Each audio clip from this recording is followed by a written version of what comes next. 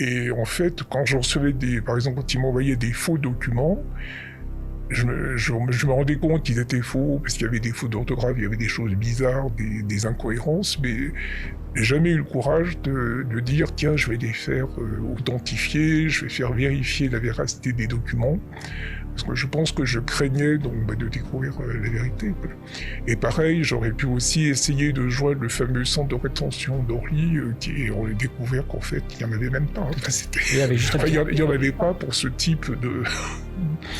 Donc c'est pas parce que quelqu'un ne peut pas payer ses taxes qu'il va être retenu. Tout à fait. Exactement.